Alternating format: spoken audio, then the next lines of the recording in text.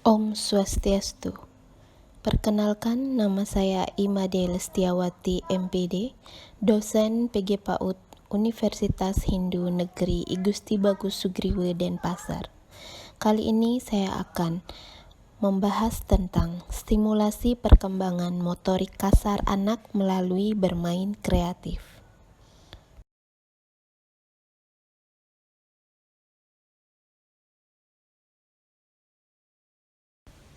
Mengapa penting kita mengembangkan motorik kasar anak? Motorik kasar didefinisikan sebagai bagian dari aktivitas motorik yang mencakup keterampilan otot-otot besar seperti merangkap, berjalan, berlari, melompat, atau berenang. Menurut Elizabeth Harlock, keterampilan motorik kasar meliputi kegiatan gerak seluruh tubuh atau bagian besar tubuh, koordinasi keseimbangan, ketangkasan, kelenturan, kekuatan, kecepatan, dan ketahanan merupakan kegiatan motorik kasar. Keterampilan motorik diperlukan, keterampilan mengingat dan mengalami. Maka dari itu, perlunya kita mengembangkan dan melatih otot-otot besar anak melalui keterampilan motorik kasar. Keterampilan koordinasi motorik kasar dapat dibagi ke dalam 3 kelompok. Yang pertama, keterampilan lokomotorik, terdiri atas keterampilan berjalan, berlari, melompat, meloncat, berderap, meluncur, bergulung-gulung, berhenti, mulai berjalan menjatuhkan diri, dan mengelak. Yang kedua, keterampilan non-lokomotorik, menggerakkan bagian tubuh dengan anak diam di tempat, berayun, merentang, berbelok, mengangkat, bergoyang, melengkung, memeluk, menarik, memutar, dan mendorong. Kemudian yang ketiga yaitu keterampilan memproyeksi dan menerima, menggerakkan dan menangkap benda, menarik, menggiring, melempar, menendang, memukul, dan melambungkan. Selanjutnya kita akan bahas tentang karakteristik perkembangan motorik kasar anak usia 4-5 tahun. Yang pertama, anak sudah dapat berdiri di atas salah satu kaki selama 5-10 detik. Menaiki dan menuruni tangga dengan berpegangan dan berganti-ganti kaki. Berjalan pada garis lurus, berjalan dengan berjinjit sejauh 3 meter, berjalan mundur dan melompat di tempat, melompat ke depan dengan 2 kaki sebanyak 4 kali, melompat ke depan dengan 2 kaki sebanyak 4 kali, bermain dengan bola, menarik dan mengendarai sepeda roda 3 atau mainan beroda lainnya, dan yang terakhir adalah dapat melakukan permainan dengan ketangkasan dan kelincahan seperti menggunakan papan luncur. Yang termasuk dalam kategori fungsi keterampilan anak. Yang pertama, keterampilan bantu diri atau self-help. Untuk mencapai kemandiriannya, anak harus mempelajari keterampilan motorik yang memungkinkan mereka mampu melakukan segala sesuatu bagi diri mereka sendiri. Yang kedua yaitu keterampilan bantu sosial atau social help. Untuk menjadi anggota kelompok sosial yang diterima di dalam keluarga, sekolah, dan tetangga, anak harus menjadi anggota yang kooperatif. Yang ketiga, keterampilan bermain. Untuk dapat menikmati kegiatan kelompok sebaya atau untuk dapat menghibur diri di luar kelompok sebaya, anak harus mempelajari keterampilan bermain bola, menggambar, melukis, dan memanipulasi alat bermain. Yang keempat, keterampilan sekolah.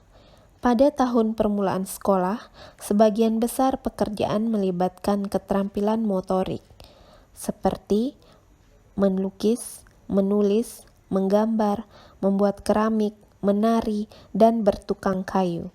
Semakin banyak dan semakin baik keterampilan yang dimiliki, semakin baik pula penyesuaian sosial yang dilakukan, dan semakin baik prestasi sekolahnya, baik dalam prestasi akademis maupun dalam prestasi yang bukan akademis. Adapun bahaya dalam perkembangan motorik. Yang pertama, terlambatnya perkembangan motorik berarti perkembangan motorik yang berada di bawah norma umur anak. Yang kedua, harapan keterampilan yang tidak realistik adalah harapan yang lebih banyak didasarkan atas harapan dan keinginan ketimbang harapan atas potensi anak sendiri. Yang ketiga, yaitu tidak dapat mempelajari keterampilan motorik yang penting, di mana kegagalan mempelajari keterampilan motorik yang penting bagi diri anak atau bagi kelompok sebaya mereka akan merugikan penyesuaian sosial dan pribadi anak. Yang keempat yaitu landasan keterampilan yang jelek. Menurut tradisi, praktek menjadikan sempurna ini hanya benar jika landasan keterampilannya baik. Landasan yang jelas, yang merupakan hasil belajar dengan cara coba ralat atau dengan meniru model yang tidak baik, tidak akan membuahkan hasil baik. Selanjutnya adalah akrobatik. Segera setelah anak mempelajari suatu keterampilan dengan cukup baik untuk memperoleh kepuasan, biasanya keterampilan tersebut akan mendapatkan kepopuleran, perhatian, dan kepuasan yang lebih besar. Mereka seringkali mulai berakrobat. Selanjutnya adalah pemakai tangan kiri. Pemakai tangan kiri atau kidal merupakan bahaya potensial bagi penyesuaian sosial dan pribadi yang baik. Hal ini jelas berbahaya dalam dua kondisi. Yang pertama yaitu pemakai tangan kiri akan menyadari bahwa mereka berbeda. Kemudian yang kedua adalah pengguna tangan kiri menjadi bahaya yang nyata bagi penyesuaian sosial dan pribadi yang baik. Yang terakhir adalah kekakuan. Anak harus dipandang sebagai kaku atau canggung hanya kalau pengendalian gerakan tubuhnya berada di bawah standar yang diharapkan. Selamat siang, ketemu lagi kita hari ini.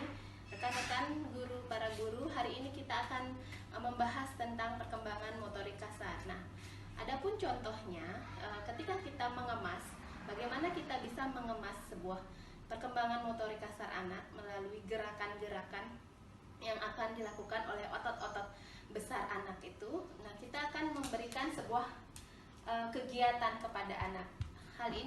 Kegiatan ini bisa dilakukan di dalam ataupun di luar rumah. Yang pertama bisa dilakukan oleh anak. Ketika Kesia mau coklat? Mau? Nah, atau Kesia mau boneka? Nah, ketika anak akan mendapatkan sebuah boneka dan coklat, kita bisa mengajak anak untuk bermain. Itu hanya sebuah hadiah. Ya, tidak ada hadiah pun tidak masalah. Jadi yang pertama bisa Kesia lakukan adalah melompat sambil berhitung ya. Oke, 1, 2, 3, 1, 2, 3, 4, 5. Nah, kemudian anak Kesia akan melempar bola. Memasukkannya ke dalam ring ini. Kesia dari sini, Kesia bisa masukkan ke dalam ring. Oke. Nah, pintar. Ini bisa dilakukan berulang-ulang ketika anak tidak dapat melakukannya. Jadi kita bisa mengulang untuk anak bisa melempar. Kebetulan Kesia bisa. Kemudian Kesia bisa berjalan menaiki tangga untuk meluncur.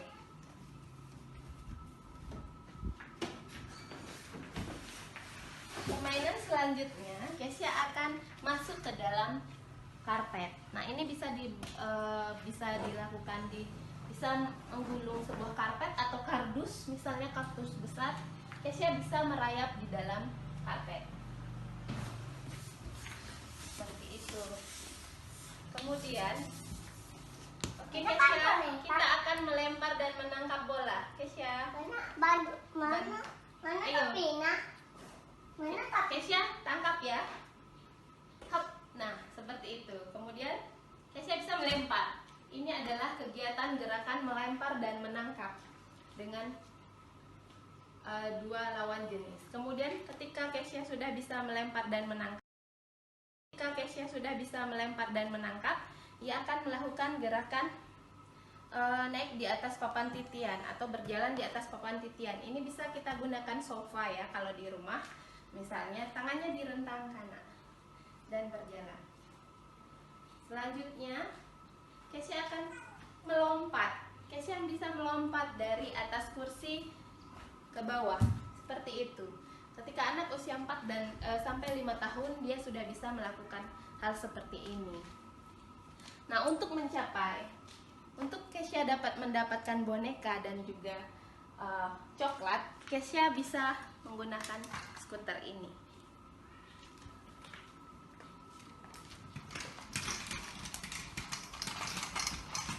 Kesya mau coklat, Kesya bisa ke sini.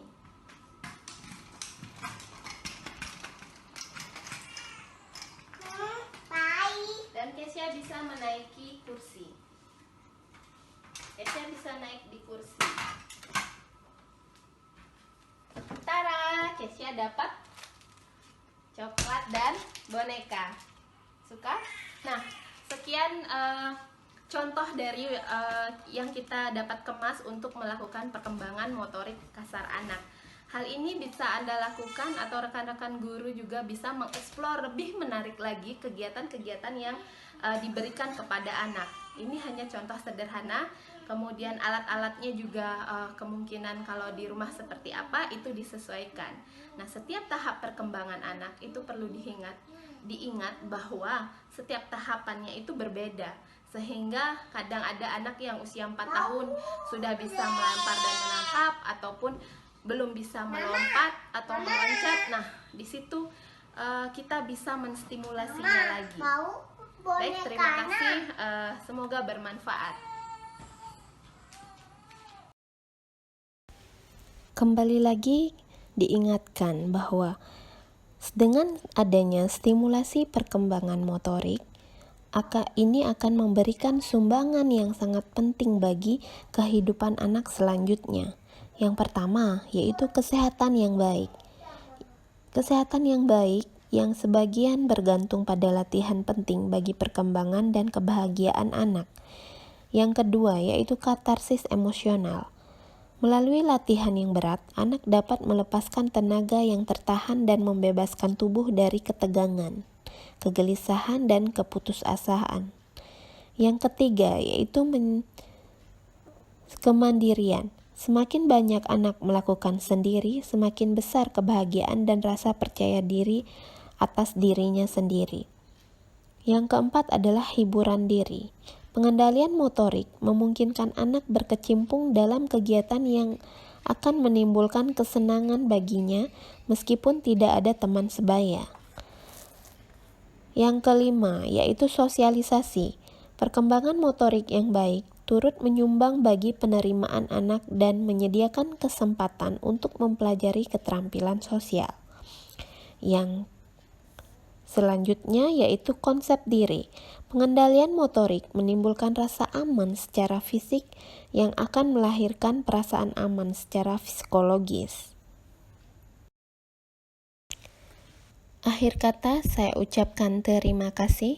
Demikianlah pemaparan tentang stimulasi perkembangan motorik anak melalui bermain dan permainan kreatif.